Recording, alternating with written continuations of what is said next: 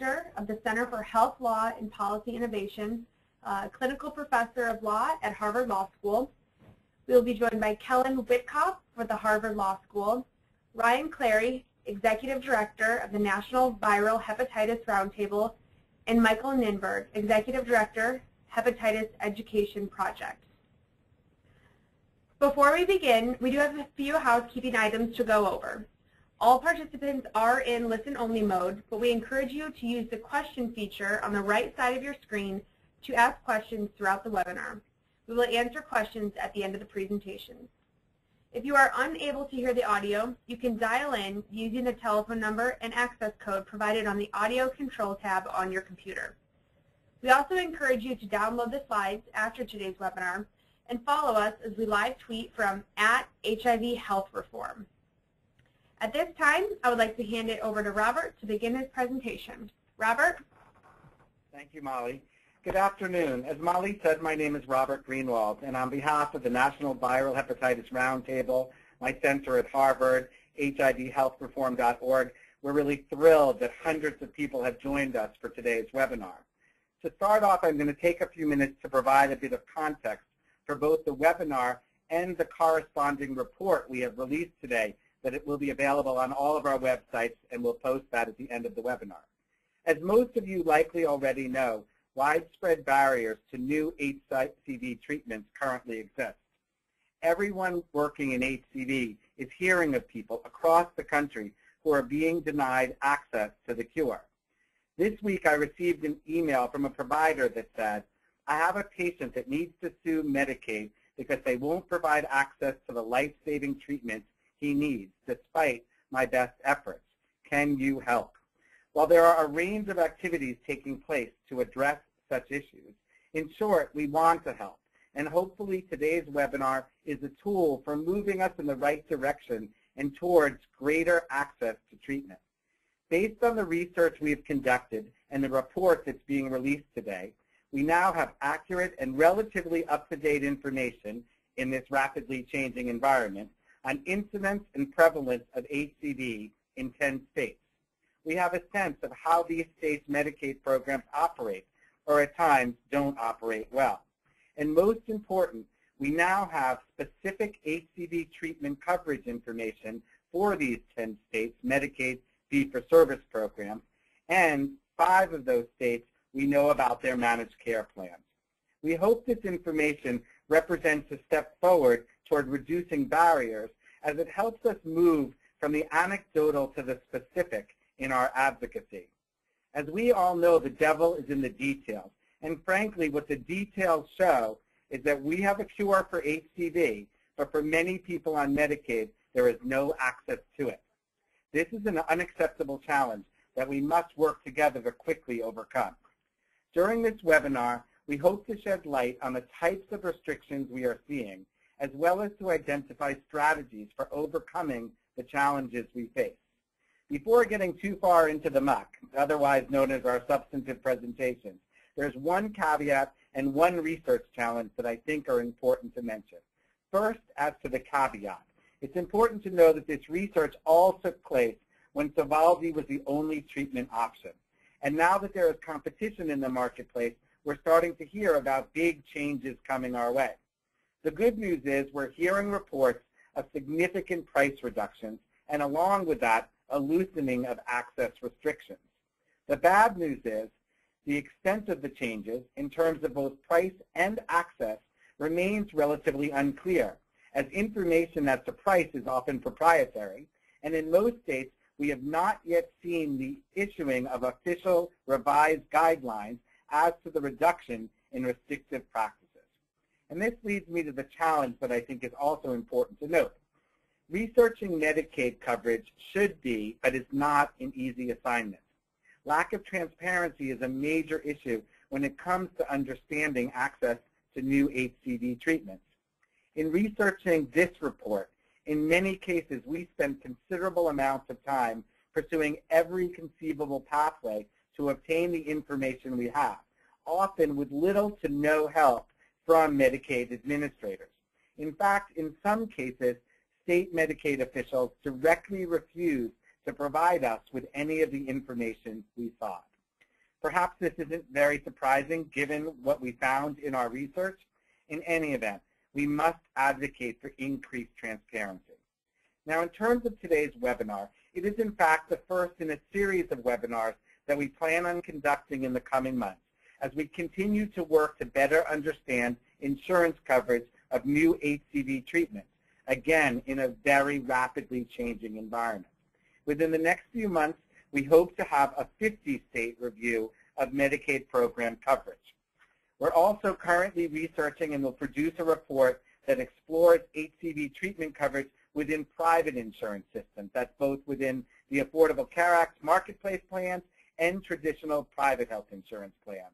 We're going to provide a glimpse of that research today when we discuss access to ACA marketplace qualified health plans in Massachusetts.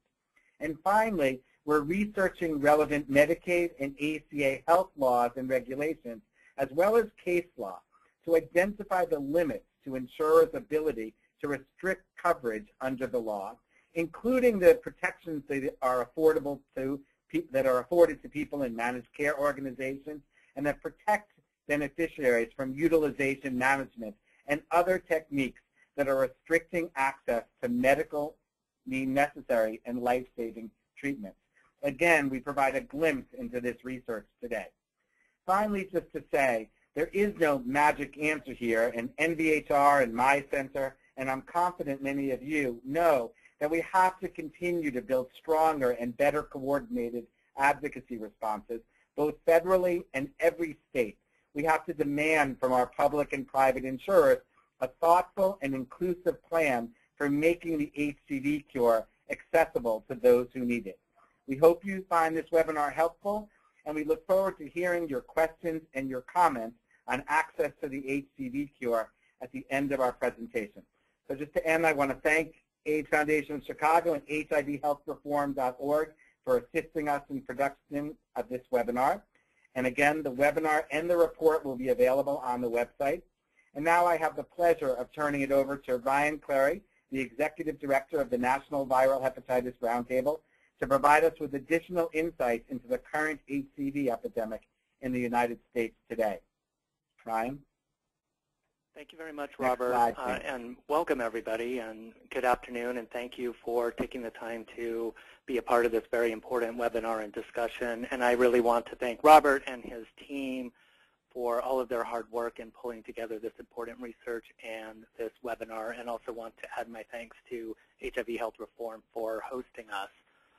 So I'm just going to provide a few slides that really provide sort of overview of the hepatitis C epidemic, and really setting the context for the discussion that we're going to have around treatment access barriers and how that impacts people's lives. A lot of you already know this information, but I think it's really important to highlight the numbers and the urgency around the hepatitis C epidemic and why we are working so hard to try to expand access for folks who are facing access barriers.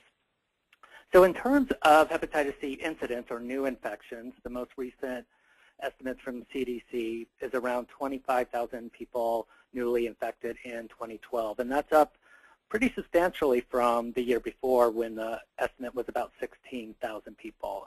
And the majority of those cases are among people who are injecting drugs, young people who are injecting drugs, and that's related to the opioid and heroin misuse epidemic that we're facing in the country. So we're looking at growing cases now, in addition to a lot of hepatitis C cases among folks in the baby boomer generation, which I will talk about in a minute. We also know that actual incidence could be much higher. We have challenges around surveillance. As everybody knows, hepatitis C is a very underfunded area, so CDC does a great job with very few resources to try to get a handle on the epidemic. But the range for incident infections is actually up as high as about 84,000 people. In terms of prevalence or total number of people living with hepatitis C in the country, the most recent estimate is about 2.9 million people living with hepatitis C in the United States.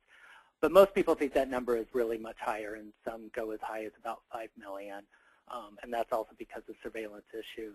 But whether it's 2.9 million or 5 million people, what we know is there are many, many people living with a chronic, potentially life-threatening disease in the United States who are depending on us and relying on us to fix the treatment access barrier problem so that when folks are identified and linked to care, they have a shot at being cured. And in terms of hepatitis C-related deaths, the most recent estimate is around 19,000 deaths from hepatitis C in 2013. And again, we think that number is likely much higher. We know, and there's evidence that hepatitis C is underreported on death certificates. And so that number could really be as high as about 60,000 deaths per year. And another statistic that is somewhat alarming is that starting in 2007, the annual deaths from hepatitis C exceeded that of HIV in the United States. Next slide, please.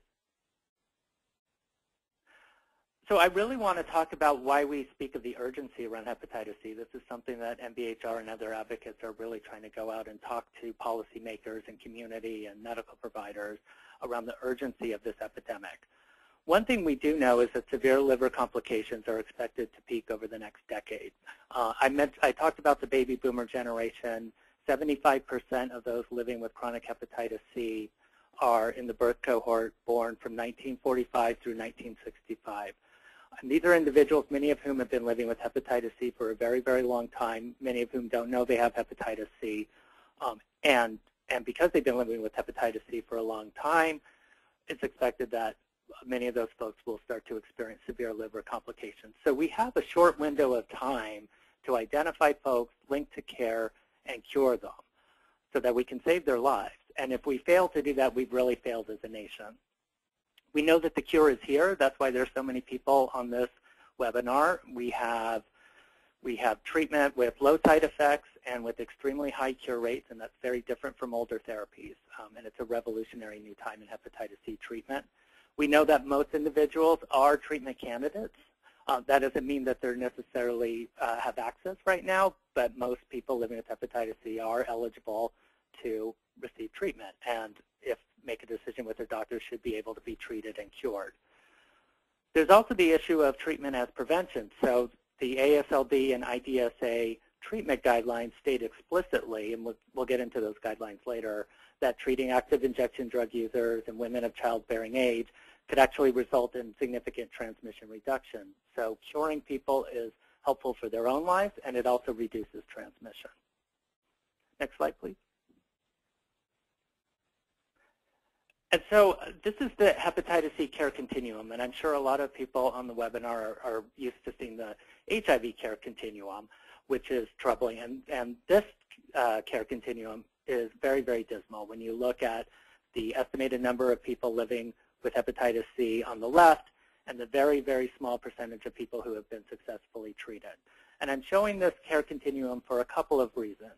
One is because, as you've likely read in news reports or heard a number of times, a lot of state Medicaids and other payers have been using an argument that we simply can't afford to provide treatment for folks because we just look at the total number of people, around 3 million people with hepatitis C, and multiply that by the cost of treatment and decide that we're going to bankrupt the country. And what we know, and as we look at this care continuum, is that this is going to happen over time. We wish that we had all 3+ million people identified and linked to care, but this care continuum shows that that's not the case. And this is going to happen over time. So we're not talking about everybody with hepatitis C entering the system and entering treatment. This is something that's going to be spaced out over time.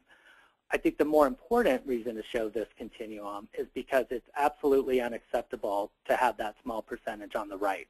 And we really can't rest until we see a much better alignment of the bars. And we must do everything we can to fight treatment access barriers that are really keeping the people from being able to be successfully treated and cured. So that's just kind of a brief overview of the epidemic and the urgency, and I'd like to now introduce Michael Nimberg, who is NVHR's chair and also the executive director of the Hepatitis Education Project. Thank you, Ryan. So you've seen what some of us refer to as the dismal cascade, and if we could get the next slide. We are with hepatitis C treatment in a place that I like to quote Paul Farmer, as saying our 1996 moment. We all know in the mid to late 90s with the advent of heart therapy for HIV, HIV went from a nearly always fatal condition to a treatable chronic condition. And we've seen how morbidity and mortality related to HIV has decreased since then precipitously. With hepatitis C, starting about a year and a half ago, we now have very easy to tolerate treatment that is curing about 95% of people living with hepatitis C. This is in stark contrast to what existed just 2 years ago, when treatment involved a very difficult to tolerate injectable drug called interferon. And that is no longer part of the equation. And for most patients, one can take a pill or a couple of pills a day for 12 weeks, even 8 weeks in some cases, and people are being cured. And the response from Medicaid directors has been, unfortunately, one of fear around the bankrupting of their Medicaid budgets. Next slide, please. So the treatments that exist today include Harvoni, Vicurapac, a combination of Alisio and Sovaldi. Those are all for genotype 1. And for genotype 2 and 3, Sovaldi plus ribavirin. More than 95% of Americans living with hepatitis C have genotypes 1, 2, or 3. About 70% are living with genotype 1. The rest of the genotypes 4, 5, and 6 are found primarily in other parts of the world, although we do see them in the U.S. The treatments for hepatitis C, as I mentioned earlier, are curing about 95% of all individuals. And what used to be considered special populations, people who are co-infected with HIV, for example, who prior to these new regimens did not respond nearly as well to the interferon-based therapies, are responding equally well to the interferon-free regimens. So there really is a dwindling of what we used to call special populations. A few of those now are very small, genotype 3 with advanced liver disease, cirrhosis, people with serious renal disease, some post-transplant patients, but the fact is that this is our 1996 moment, and we have an opportunity to do to the HIV morbidity and mortality curve, to the HCV morbidity and mortality curve rather, what we were able to do to the HIV morbidity and mortality curve in the late 90s. Of course, we do have to get people tested and diagnosed first before we can get them treated and cured. And going back to the cascade of care for hepatitis C, we certainly have our work cut out for us there. Next slide, please.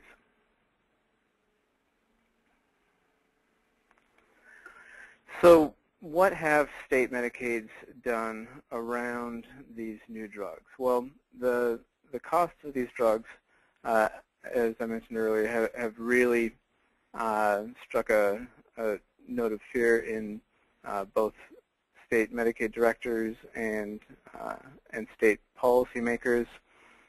But as Ryan mentioned earlier, the calculation of all of the hepatitis C patients on a state Medicaid roll multiplied by the 84,000 or 95,000 is disingenuous on a couple of levels. First, we know that, again, going back to the cascade, an overwhelming majority of people living with hepatitis C are not getting treated. In fact, perhaps most aren't even diagnosed. Secondly, we know now that we do have 2 approved all-oral regimens for hepatitis C there is competition in the marketplace, and we are seeing significant supplemental rebates to state Medicaids. And one of the companies with drugs on the market came out about a month ago and said that their average discount is 46%. And that's important because there are groups that look at cost effectiveness of these drugs, and one of them, the California Technology Assessment Forum, which had, prior to the announcement of the 46% average discount, been very lukewarm at best around the cost effectiveness of the Gilead regimen, did come out unilaterally and say that at that discount of 46%, these new regimens provide a high medical value. So as Robert mentioned in the introduction, the tide is changing a bit. It's going to take a little while for some states to catch up, but we are seeing a little bit of movement in some states. Nonetheless, many states are making it difficult for people on their Medicaid rolls to access hepatitis C treatment.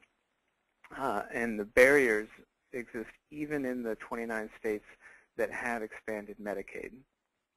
The restrictions are put in place by pharmacy and therapeutics committees, or P&T committees, and or drug utilization review boards, the bodies that are responsible for state Medicaid drug policies. These bodies are made up of largely clinicians, other interested partners, and they meet regularly, depending on the state. It can be quarterly, as it is here in Washington State, to decide which drugs are put on the state formulary. And here in Washington State, we did just have our P&T committee meeting last month, and we do have the new regimens on our formulary. One of the issues around access to hepatitis C treatment at the Medicaid level has to do with fee-for-service versus managed care organizations. While some states still enroll individuals in their fee-for-service plans, many are making the shift to managed care organizations. About 70% of Medicaid enrollees nationwide, that's almost 65 million people, are provided their care through managed care organizations.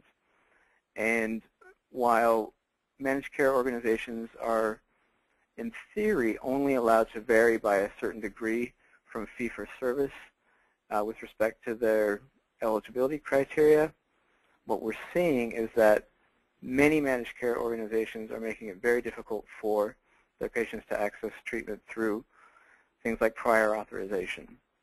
One of the things that we were able to accomplish here in Washington State very recently was to get everyone on Washington State Medicaid who needs hepatitis C treatment to be provided that treatment through fee-for-service. And I know that's going to be addressed a little bit later on. Next slide, please. So what are the restrictions that state Medicaids are putting in place? And I will say also that while state Medicaids were the first to institute these restrictions, unfortunately, we've seen many payers in the commercial space start to implement these similar restrictions.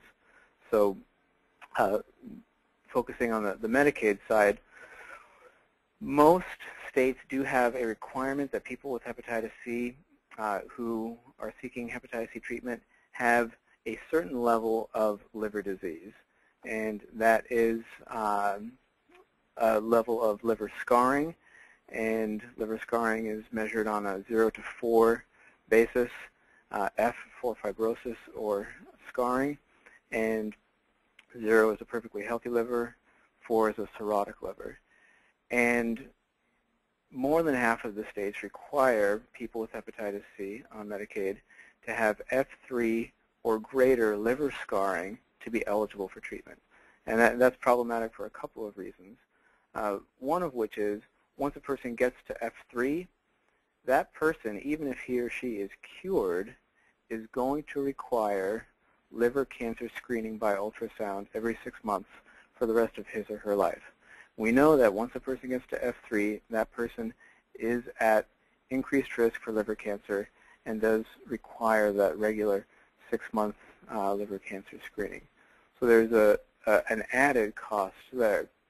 Of course, we also know that hepatitis C infection in and of itself is a very strong indicator of all-cause mortality much earlier than people who do not have hepatitis C. And in fact, the life expectancy for someone with hepatitis C is about 20 years less than someone living without hepatitis C.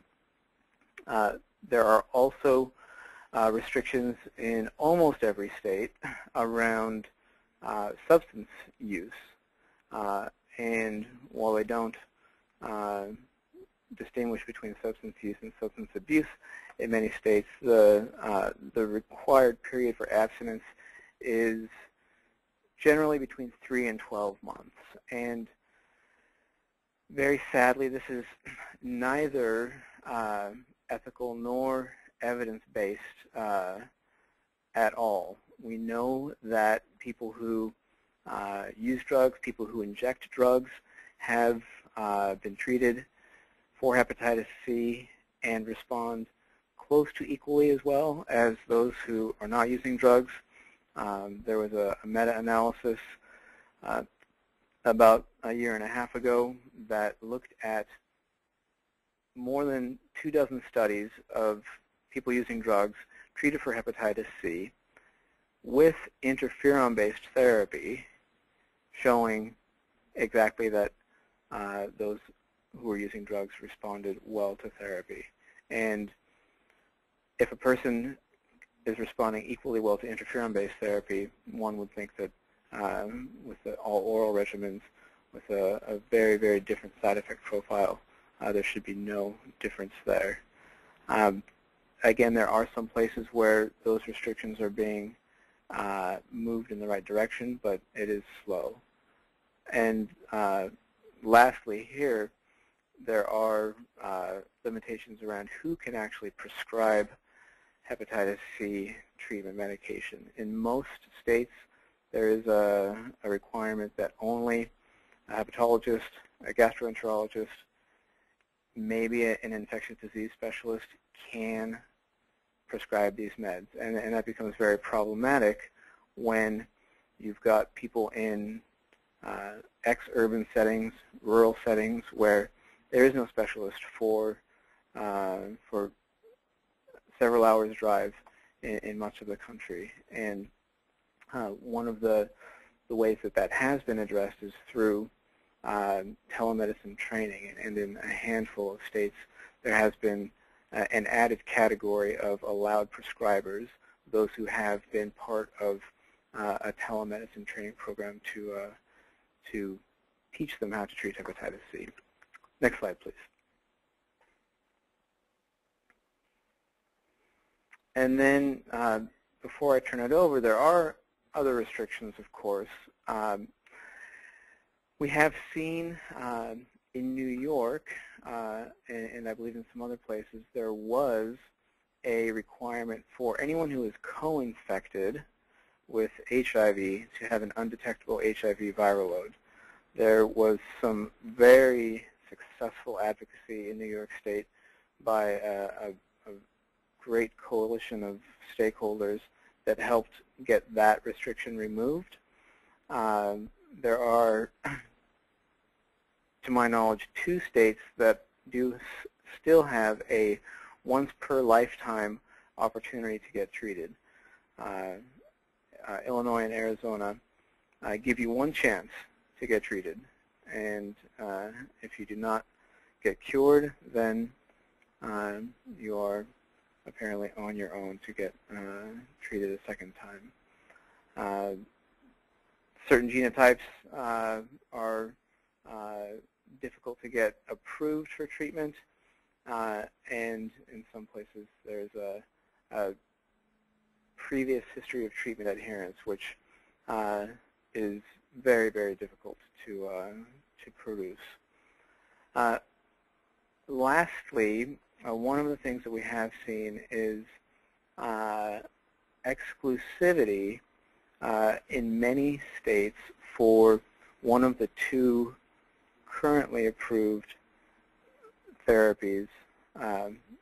And while that can be useful in removing barriers, we saw in New York State a removal of all of the liver disease requirements for the New York fee-for-service Medicaid and some other requirements, but New York went with one of the two all-oral regimens as their exclusive. And so patients and providers in this scenario are presented with that false choice of access to drugs versus choice of the existing regimens.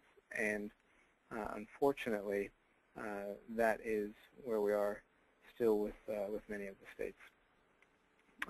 And now I have the pleasure of turning this over to Kellen Witchcop from Harvard Law School, who is going to discuss two specific states in the 10-state report in more detail.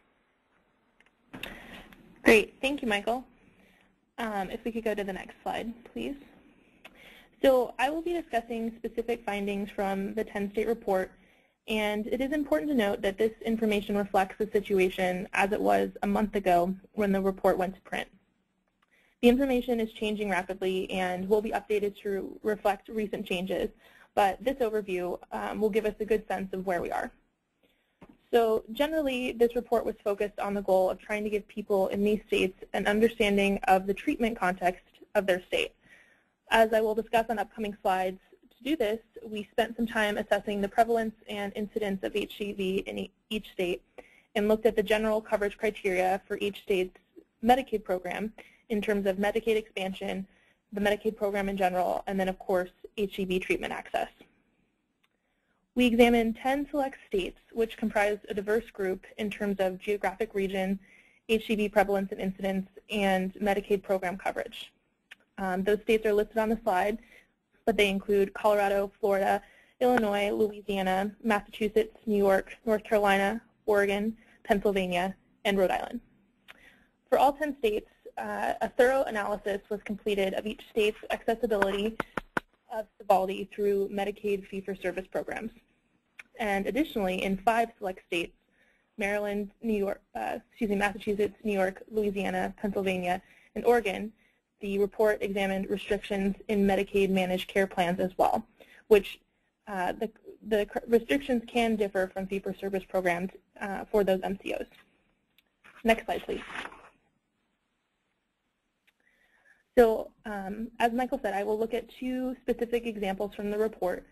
Illinois, a state with more restrictive prior authorization criteria, and Massachusetts, a state with seemingly less restrictive criteria, although in certain contexts that you'll see that's debatable. First, in Illinois, there were between 99,000 and 160,000 individuals living with HCV in the state as of 2007. 1 in 3 individuals living with HIV in Illinois is co-infected with HCV, and overall state HCV programs are minimal. Most are delivered through the Illinois HIV and STI programs. In terms of Medicaid, Illinois has chosen not to expand the program at this time and is transitioning most of its enrollees to various managed care entities. The MCOs are responsible for setting their own prior authorization criteria and do not follow the fee-for-service guidelines. Next slide, please. Considering only the fee-for-service criteria, Illinois is a very restrictive state for individuals seeking HCV treatment. As you can see on the slide, Sovaldi is covered as a non-preferred drug, and Illinois Medicaid requires a Medivir score of F4. They also require abstention from substance abuse for 1 full year, which is one of the longest abstention periods throughout the nation. And Sovaldi must be prescribed by a specialist, or the patient must seek a one-time consultation within 3 months of starting treatment. Next slide, please. So at the other end of the spectrum is Massachusetts, one of the more generous states for access to treatment, at least in the fee-for-service context. Approximately 200,000 individuals are living with HCV in Massachusetts, and the incidence of HCV among the 15 to 25-year-old cohort has doubled in the past decade, while the incidence rate for those over 30 has decreased during that same time period. 14% of the population of HIV-positive individuals are also co-infected with HCV, and there were 407 HCV-related deaths in 2011. Massachusetts provides funding for case management of individuals living with HCV, which includes a lot of support services, including phone check-ins, adherence support, meals, transportation, peer support, housing, among others. In terms of Medicaid, Massachusetts was one of the first states to expand its program called Mass Health in 2006. And as of July 2011, about half of Mass Health enrollees were enrolled in one of 5 managed care organizations. Next slide, please. So looking only at the fee-for-service criteria, you can see that the Mass Health fee-for-service prior authorization criteria for Sovaldi are extremely less restrictive than Illinois. Sovaldi is covered as a preferred drug, and there are no restrictions for fibrosis, substance use, prescribers, HIV infection, or adherence. Next slide, please. However, the Mass Health managed care organizations tell a different story.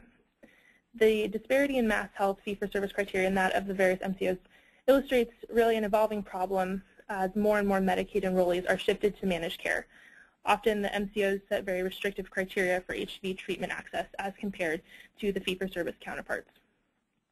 Of the 5 managed care organizations in Mass Health, we were able to obtain criteria information for only 4 of them, which this also demonstrates another large problem, that is the lack of transparency for individuals trying to figure out their coverage criteria. For the 4 plans we were able to access information for, as the chart shows, all of these plans require F3 or F4 Medicare scores, with one plan limited only to F4. All 4 MCOs require at least 6 months abstention from substance use, with 3 out of the 4 plans requiring some type of concurrent treatment component. And all 4 plans require prescription by or a consultation with a specialist. You can also see that 2 of the 4 plans require additional criteria for individuals co-infected with HIV, and all discuss some variation of additional adherence requirements. These criteria clearly align the Mass Health MCOs more closely with the restrictive requirements of a state like Illinois. And with half of the Medicaid population enrolled in the Mass Health MCOs, these restrictive criteria also affect a significant amount of individuals seeking treatment. Next slide, please. The Center for Health Law and Policy Innovation at Harvard Law School is currently in the process of conducting research on qualified health plans in various states, looking at coverage and authorization criteria for diseases like HCV and HIV. So stepping outside the umbrella of Medicaid programs and looking at criteria for private insurers, you can see that even in a state like Massachusetts, the criteria is unfortunately just as obstructive to treatment access. Looking at 3 of the qualified health plan providers on the Massachusetts health insurance marketplace, the prior authorization criteria for Sovaldi appear similar to that of the Mass Health MCOs. Fibrosis scores of F3 to F4, some substance abuse restrictions, although admittedly less restrictive than the MCOs criteria, and also requirement for the treatment to be prescribed by a specialist. So thus, even individuals seeking HCV treatment in the private market will confront significant obstacles to obtaining treatment. And I now have the pleasure of turning it back over to Robert Greenwald to discuss next steps. Robert? Thank you, Kellen. Next slide. Okay. So what is hopefully clear is that what the research shows is unreasonable restrictions to treatment exist in many states, with some states more restrictive than others, and Medicaid managed care plans raising particular concerns even in a state that has relatively unrestricted access in its fee-for-service program. So how do we respond? What are our next steps? I think to start, we think it is important to shift the focus of the conversation from cost to cure. Now, I'm saying that, but the first thing I'm going to talk about is cost, and really about how highly effective and how highly cost-effective the treatments are. So as Michael said, in the case of HCV, the cure is in fact both highly effective and highly cost-effective. With supplemental rebates, there is increasing evidence that the price actually is approximately $40,000 for a course of treatment. Comparing this to other healthcare costs, it truly is a slam dunk. It's frankly a totally different conversation than we were having a year ago when costs were significantly higher. And despite the dramatic change in cost, we are still hearing people talking about, particularly insurers, the $1,000 per day pill, if there ever was really such a thing in terms of what they were actually paying, as opposed to wholesale costs. But despite that fact, it's no longer the case, but we keep hearing that refrain. As to cost effectiveness, it's important to note that in the age of interferon-based treatment for HCV, we were paying over $250,000 per HCV cure. Also, just for comparison's sake, in HIV, we've been complaining for decades that there is no cure, and instead we're paying $10,000 a year or more for transforming HIV from a deadly disease to a chronic health condition, completely, again, dependent on treatment each year at $10,000, $12,000 a shot. In this context, the cure is an amazing innovation, highly cost-effective when compared to many high-cost treatments that are also effective. Now, it is true that pharmacy budgets are going to increase for a period of time as a result of the cure. But it's also true that other line items in the budget will decrease as fewer people will progress to high-cost liver transplants and cancers associated with untreated HCV. Also, under the current system, the reality is if we want innovation, we have to pay for it. When new cholesterol drugs, for example, came out on the market, we paid over $50 billion a year for a period of time. And then due to increased competition and patent expirations, the cost dropped to $2 billion per year. This is our time. It is our cure. And just to say, we should be reaching out to the Alzheimer's and cancer community and others because hopefully they're next. We should all be joining together because how our nation responds to this cure is really important. We need sound policies in this nation in responses to cures.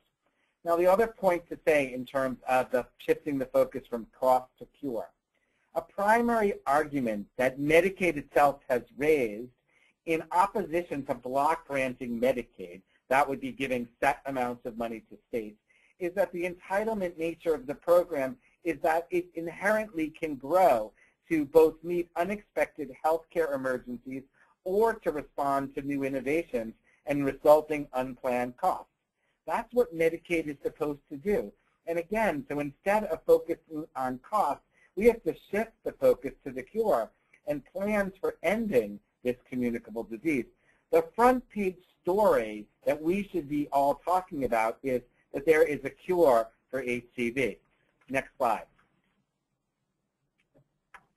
We have to also insist that HCV be addressed as the serious public health issue that it is. Screening and treatment have significant individual and public health benefits for what, again, is the #1 communicable disease killer in the United States. You know, some people still talk about some naive assumption that the baby boomer generation is going to be the end of this epidemic. But they're clearly not paying attention to recent epidemiology.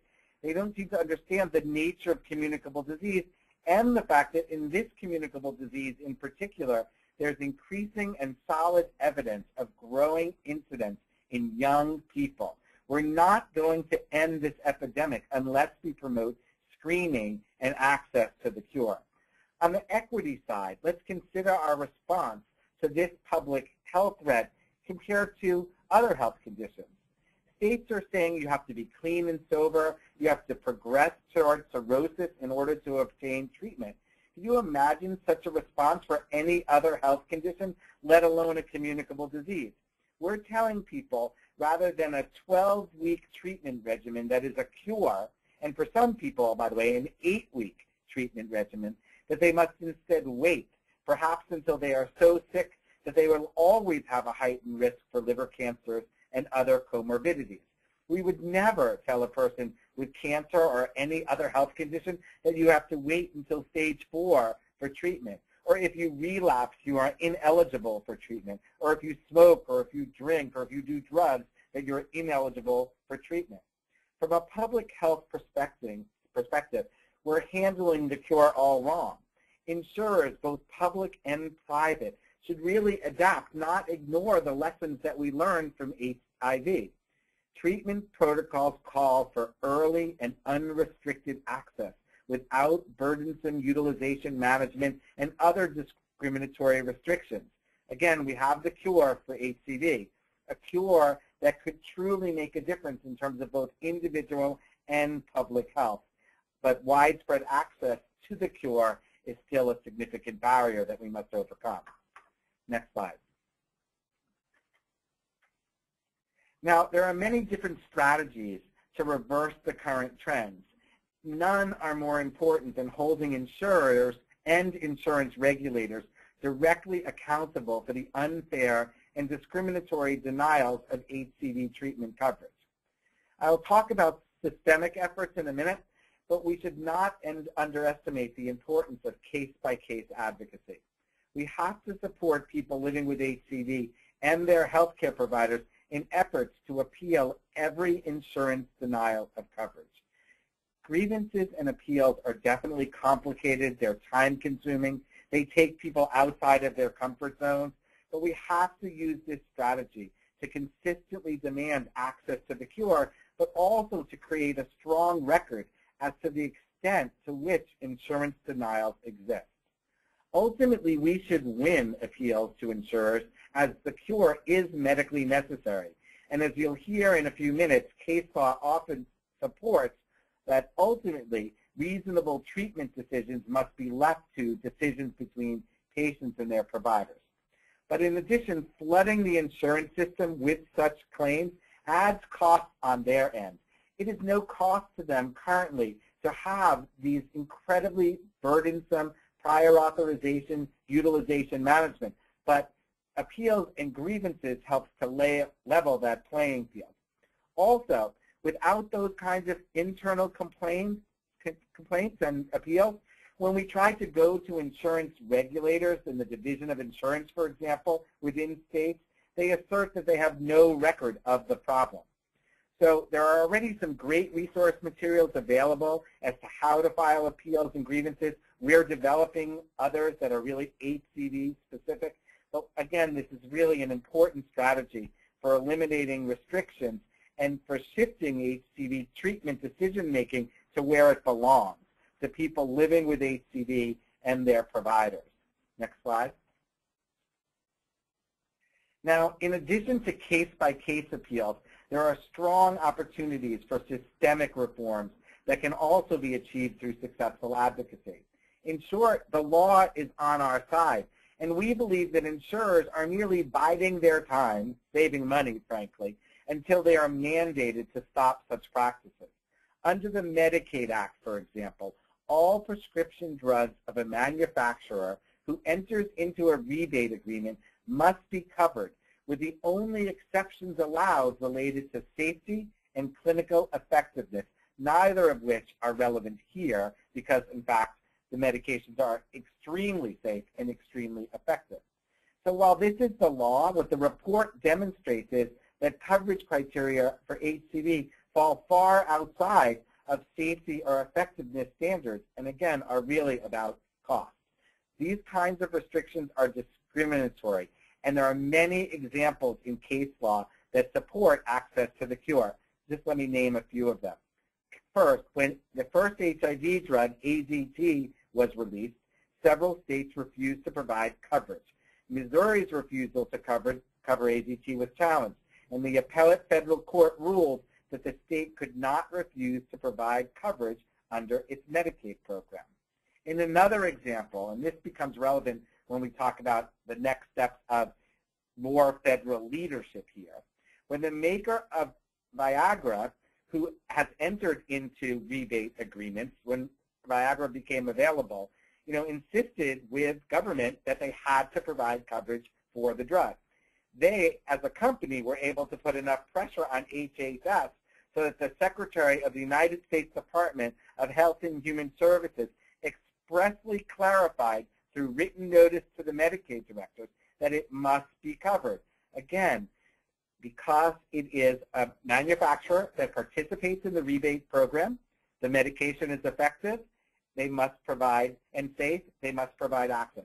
And then finally, and more recently, to put this in context, in 2014, Arkansas sought to limit coverage of Kalydeco, a new cystic fibrosis treatment, under its Medicaid program by requiring that patients must first prove that they have failed to benefit from older, less expensive treatments. This policy contradicted medical evidence that the new treatment was superior, and under the Medicaid Act, coverage requirements say it's irrelevant that the cost, in this case over $300,000 for the treatment. And finally, in 2015, this year, Arkansas agreed to a settlement and withdrew the restrictions. So states have to, under the Medicaid Act, eliminate these kinds of discriminatory practices. Now, states do have more description with utilization management, such as prior authorization or fail first. But again, even these kinds of restrictions, as in the Kalydeco case, can successfully be challenged. Courts, all the way up to the Supreme Court, have supported challenges to utilization management restrictions when access is either severely curtailed or unreasonably curtailed, or when access to a reasonable course of treatment, particularly a treatment advance, did not remain between the patient and the provider. So again, there is no doubt that the law is on our side. We have to make that really clear and get there.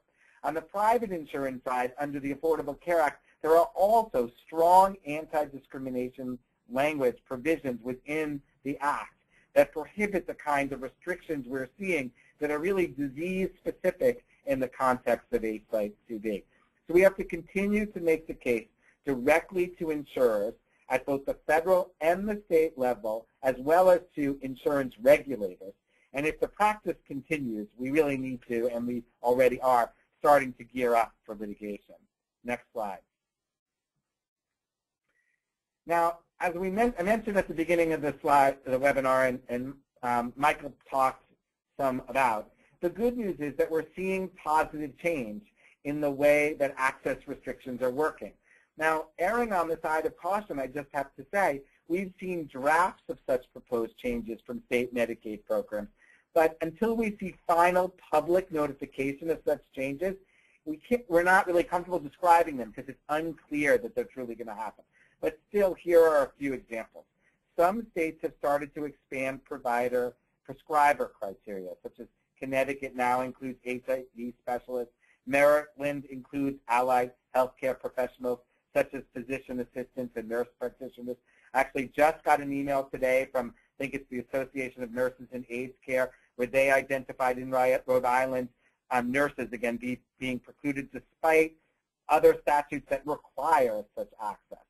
So some states are also finalizing plans to reduce fibrosis score restrictions. And there's evidence that, again, these exclusivity deals are increasing access.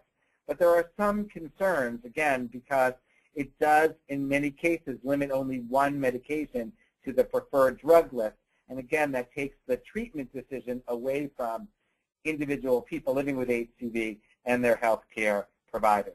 But overall, the good news is that over the coming months, we do expect to see noticeable reductions in both costs and access restrictions. Next slide. But this really brings us to the my final last substantive slide. You know, the changes that we hope to see in terms of reducing treatment access restrictions have to be monitored closely to ensure that they truly do translate into increased access. And at the same time, we're making progress. We have to continue to advocate for the complete elimination of unfair and discriminatory restrictions. On the federal level, we think the time is right for Health and Human Services and the Center for Medicaid and Medicare Services to issue guidance to state Medicaid directors in particular that cuts through some of the outdated rhetoric around cost and educates Medicaid officials as to the very positive potential that exists to maximize treatment in their respective states, as well as to remind states of their legal obligations under the law. Similar initiatives have to be planned and implemented at the state level, and if you're interested in getting involved, and the next slide will tell you how. With a cure in place, we truly have what it takes to end the HCV epidemic here in the United States. What we need is stronger advocacy and the implementation of strategies at both the federal and the state level that will take us from here to there. Thank you. Next slide. So to get in touch with us, if you want to get involved in federal or state advocacy, please contact NVHR at info@nvhr.org. Both this webinar and the 10-state report will be available soon. Please keep checking our website and HIVHealthReform.org as we'll make sure as the additional research becomes available that we can make it available to you. Next slide. And just to say, if you get to print out this slide and the slide after it, show all the resources and citations for this webinar. So again, you can get more information through that. Go to the previous slide if you can, which just has our information in terms of where to get in touch with us, and we'll end there. Thank you very much, everybody. Great, thank you, Robert. So we're going to move on to our question and answer portion today. Again, we've gotten several great questions, but please keep sending them in through the chat function, and we will get to as many questions as we can today. So Robert, let's kick off with you. We have a question here.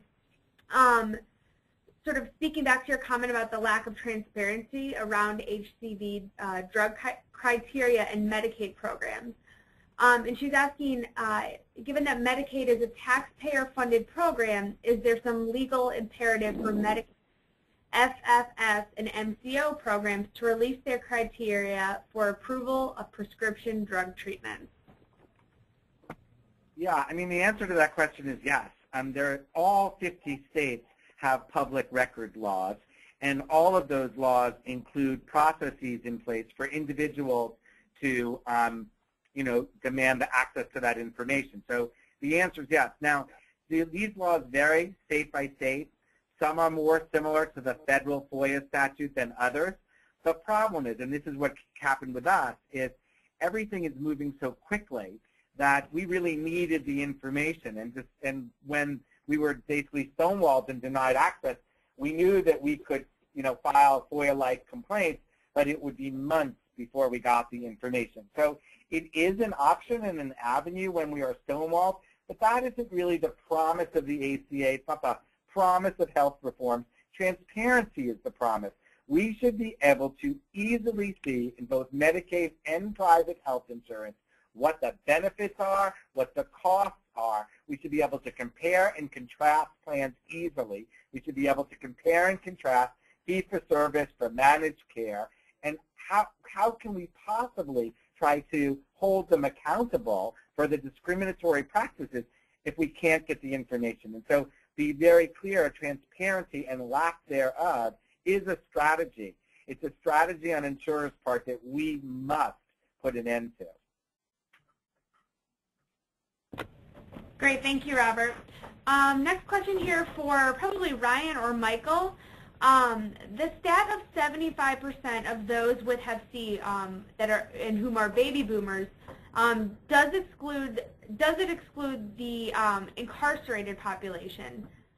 And if we were to include people who are incarcerated in this data, would we see that a majority of people living with HCV in this country are incarcerated? Sure, I'm going to hand that to Michael to answer. Sure. So the 75% of Americans living with hepatitis C being baby boomers does not include the incarcerated, but it is assumed that there's a high prevalence in incarcerated boomers as well. One of the problems with estimating the number of people living with hepatitis C in the U.S. who are in prison or jail is that we really don't have, as Ryan pointed out, a great grasp on the size of the epidemic. It could be 3 million, it could be 4 million, it could be 5 million. But the studies that have been done suggest that about 20 to 30% of Americans living with hepatitis C are either in prison or jail or in some form of community custody. We are seeing, however, with this epidemic of new infections among young people who inject, that the percentage of Americans living with hepatitis C who are baby boomers is going to be shrinking. Great, thank you.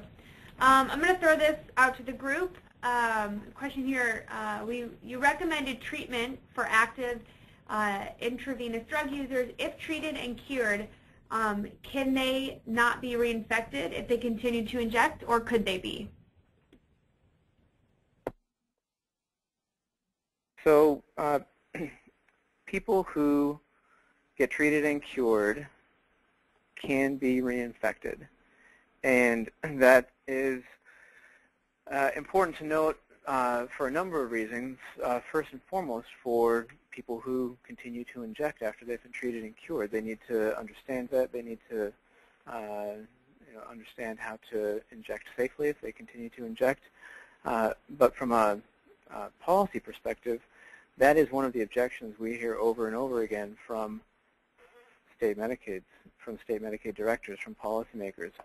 Why are we going to treat these individuals if they're just going to go back out and get infected? And while that can happen, the data that exists around reinfection suggests that it is much less common than people fear. So the answer is yes, it can happen, and there are things that we can do to minimize that, starting with educating people who inject after they've been treated and cured. Great, thank you. This is a question related to Medicare and the VA.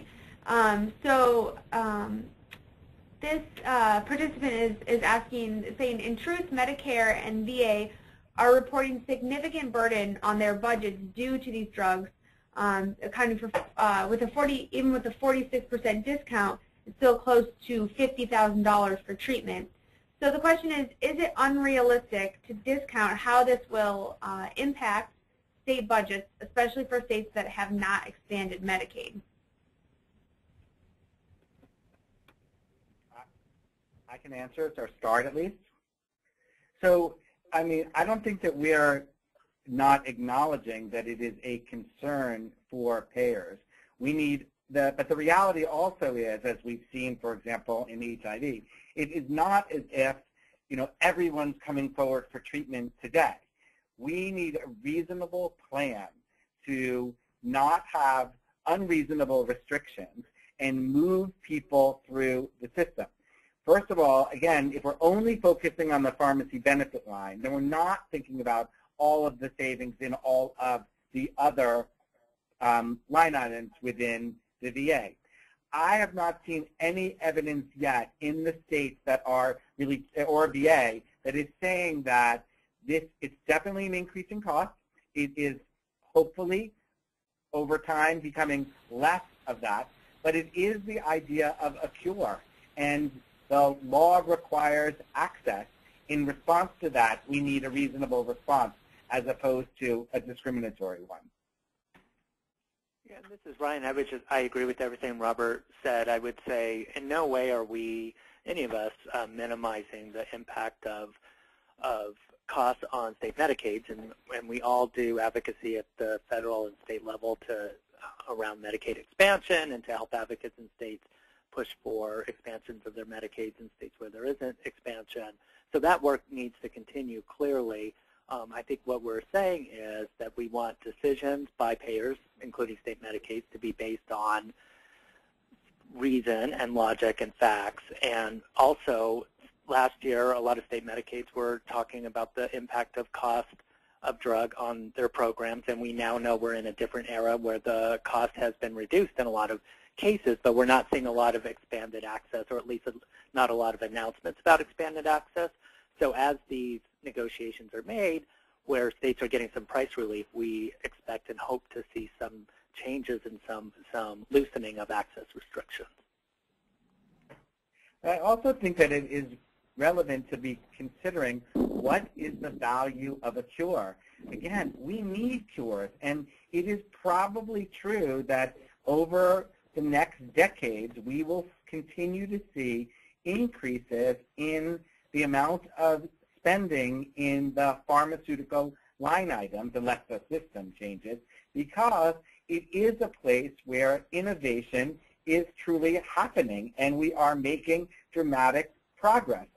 I would not be surprised moving forward if there were cures for cancers and other kinds of health conditions. And again, if there was a cure for Alzheimer's tomorrow, we would be in a very different conversation than we probably are around HCV.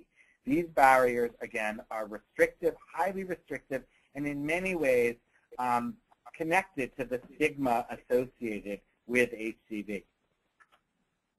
Yeah, thank you, Robert. I was just going to add that I think that's a piece that is underappreciated.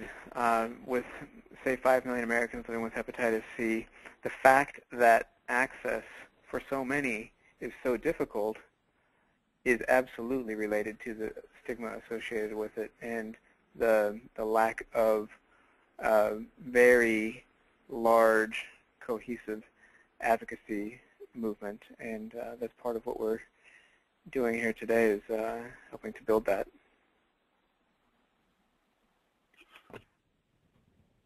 Thank you. A question here about Medicare coverage. Does Medicare coverage cover Hep C drugs for baby boomers, and what does that coverage look like?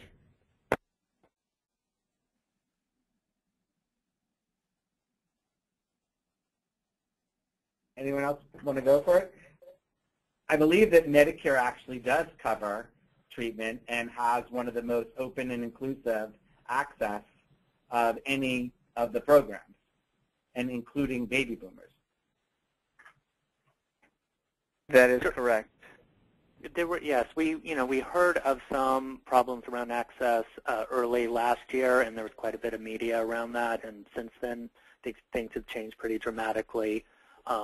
And we're not hearing a ton of reports around access issues in Medicare. And then the other piece I would add, I know we're here to talk about treatment, but Medicare also recently announced that testing of baby boomers, one-time testing of baby boomers and ongoing testing of Medicare beneficiaries who are at risk will be covered by Medicare at no cost to the beneficiary in the primary care setting. So that's also a huge win around Medicare. Thanks, Ryan. Thank you, Ryan. Another question here, are there any other drugs or drug categories that state Medicaid offices limit and that they can only be prescribed by specialists?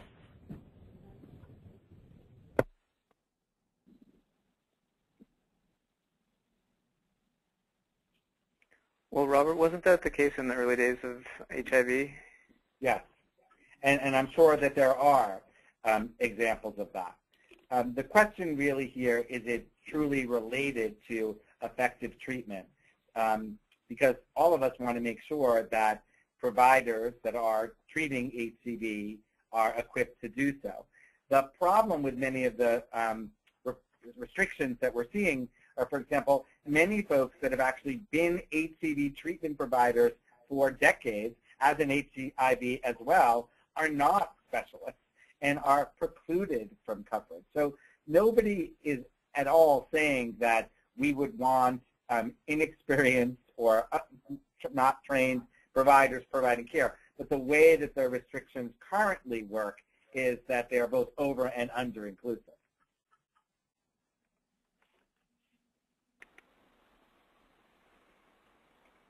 Yeah, we do want providers who are treating and prescribing trained. I think one of the positive movements in expanding the eligible provider pool in Washington State, for example, has been allowing clinicians who are part of a telemedicine training program, and there is one here based out of the University of Washington where clinicians from all over the state, primary care clinicians in rural areas, can log in once a week for an hour and a half for a case review, and then over the course of 3 to 6 months they become comfortable enough to start treating their own patients. Another category for qualified clinicians in Washington State for Medicaid includes abroad those with hepatitis C training and those supported by a larger healthcare system. So, we understand that we want people to be, set up to succeed and adhere to their therapies and get the best chance at cure, but limiting to specialists is absolutely not the way to do that. Great, thank you. Robert, this might be a question for you. This individual is asking if there are any sort of aggressive national efforts to promote transparency and expand access to drugs, specifically with manufacturers and pharmaceutical companies, specifically looking at reducing the cost of drugs, sort of what that, if there are national efforts happening now or what that might look like in the future. Yeah, I think there are. I mean, of course, there's a fair pricing coalition that certainly does a tremendous amount of work in this area. And I know that there are other, many community-based organizations and federal, national organizations that their sole mission is to focus on pharmaceutical pricing and the importance of reducing costs of essential treatments like HCV treatment.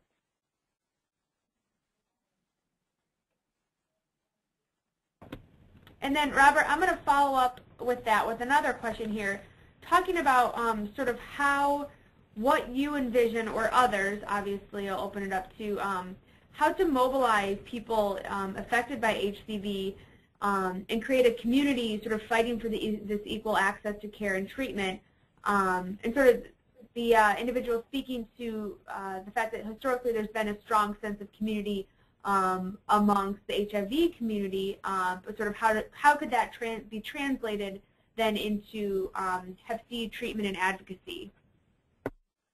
Well, Ryan, do you want to answer it first, and then I'll? Sure, I'd be happy to jump in. I mean, I think that's the challenge that a lot of us have been facing for a number of years around hepatitis C advocacy. It is.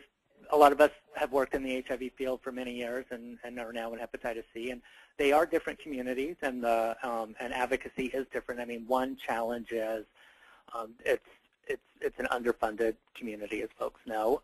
There's also the challenge that there are so many people who don't know they have hepatitis C that it's not like we have an easily identified community to organize.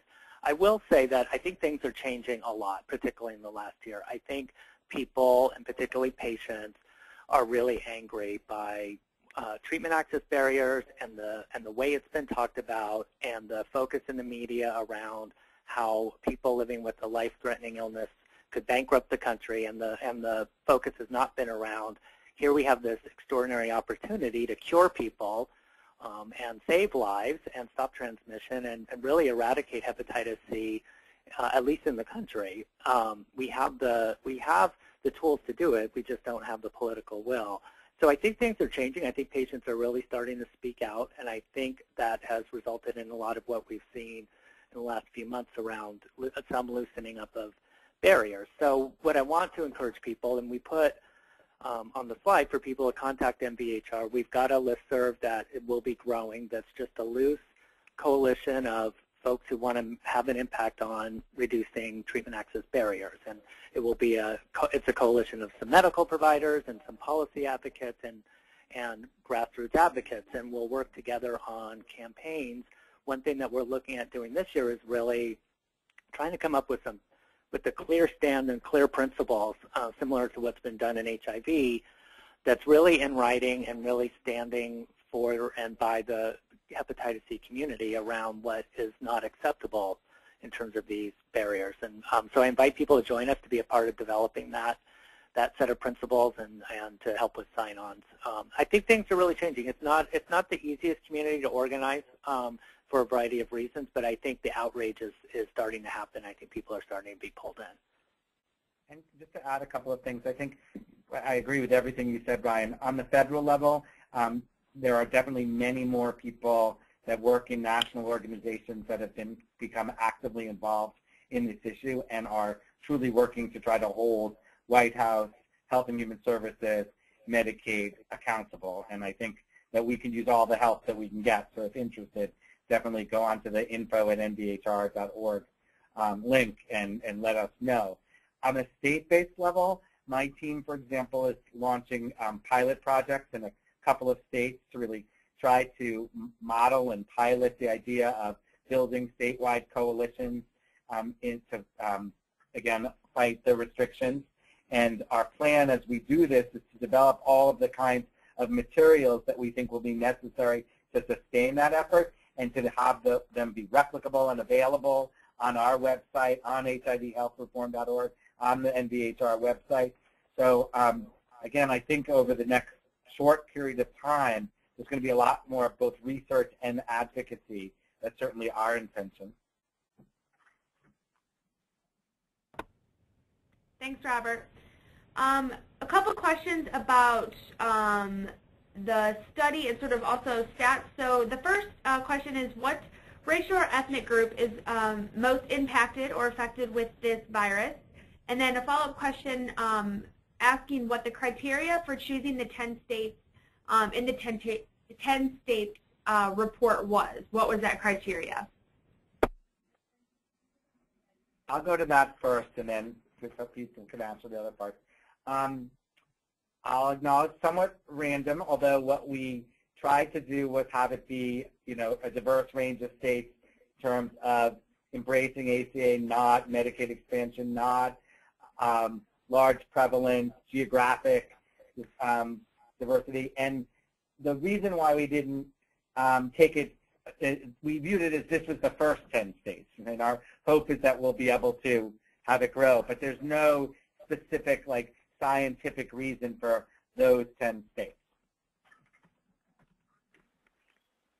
And this is Ryan. I'll just jump in. So the most heavily impacted communities around hepatitis C are African Americans, Latinos, and Native Americans in terms of race and ethnicity, and then, of course, the baby boomer generation as a whole. But I think it's an important question because if we're going to truly address health disparities, that's another reason to be opposed to significant barriers to treatment access and curing people who are living with a chronic life-threatening disease. Thank you.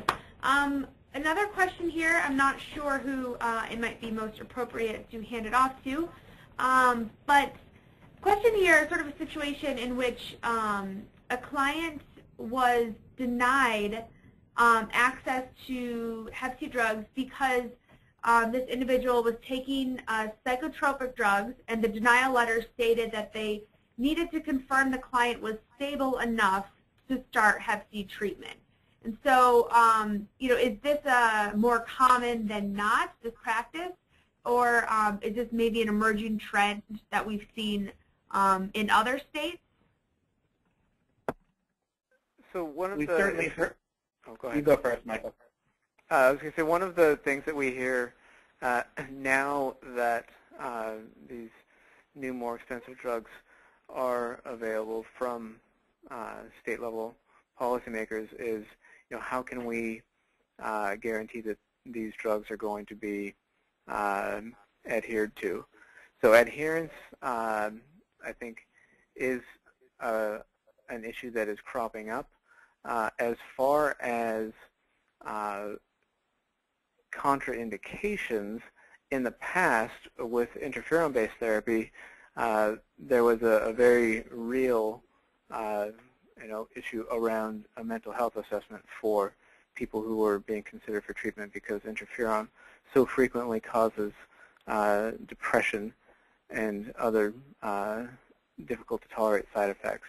But with these new drugs, unless there is a medical drug-drug interaction, there really is no reason to deny treatment to someone unless there's a question around whether or not that person can be adherent to the therapy. So that's the first I had heard about that in this new era of interferon-free regimens, and hopefully it is not a trend. Thank you. And also to expand or to continue sort of on the adherence issue, would someone be willing or able to speak about the challenges of people living with HIV and Hep C as it does relate to adherence? Well, I'll just say for someone who is co-infected and is on antiretroviral therapy, the new hepatitis C regimens are really going to be a non-issue when it comes to adherence. One of the regimens is a pill a day for 12 weeks. Some people can take it for as little as 8 weeks.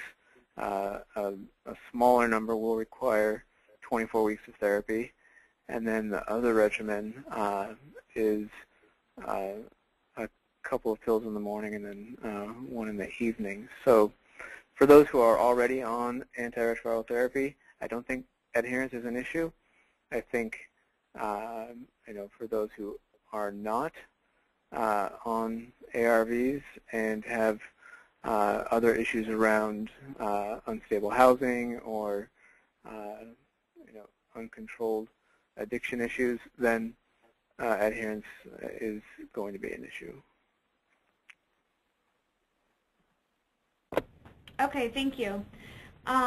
Question here, do you have any thoughts, or is there a sort of general consensus or thought about the use of a standardized but perhaps not necessarily validated tool used by some programs to assess patient readiness, such as PrEP-C?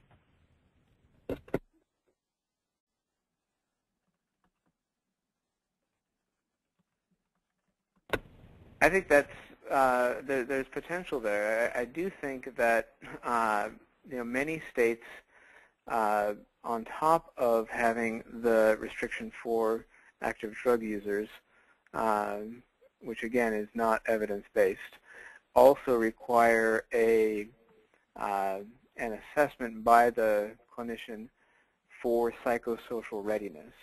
And so I think that if there was a standardized tool that could be used for that psychosocial readiness component that could be offered to state Medicaid programs, there's absolutely potential value there.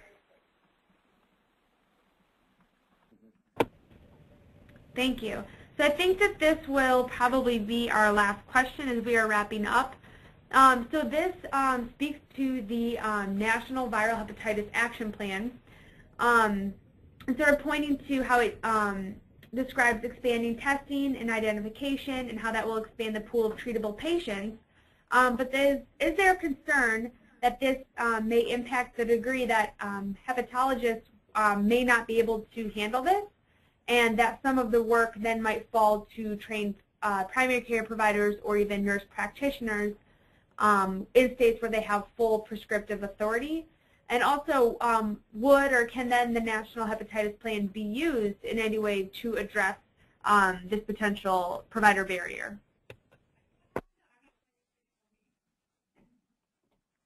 Well, I will just say that I would love to see that problem, that we have more patients than there are trained providers, because that would be one of the things that would push clinicians to get trained, primary care clinicians, and hopefully it would move payers, both public and private, to broaden the categories of treaters who are allowed to provide hepatitis C treatment. And I'll defer to the other panelists for their thoughts. I mean, this is Ryan. I would absolutely agree. I think it's really, really important to separate the testing question and issue from treatment access and from provider readiness, because I think everybody should agree that people have a right to know their hepatitis C status, that it's vital for people to know if they have hepatitis C and be linked to care. And we're working on the treatment access barrier problem as hard as we can. The more people that join us, the better. We're working on the impact on providers. The national plan absolutely has a role in all of that. But I really hate to think that there's any thought that we should minimize testing efforts because of concern around what happens when we have a lot of people who suddenly know their hepatitis C status. I think there's plenty of reasons for people to know that they have hepatitis C beyond accessing treatment or anything, just for their own sake, and plenty of behavior changes that could be made. So I think that's actually a really good kind of final question, because I think as we talk about treatment access, I think we can't lose sight of the fact that, you know, at 50 to 75% of people with hepatitis C estimated not to know their status, and that's an absolute tragedy and something that we have to work really closely on.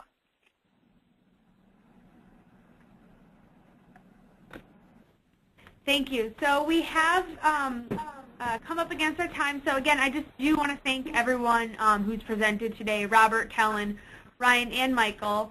Thank you so much. The information you've provided has been incredibly informative.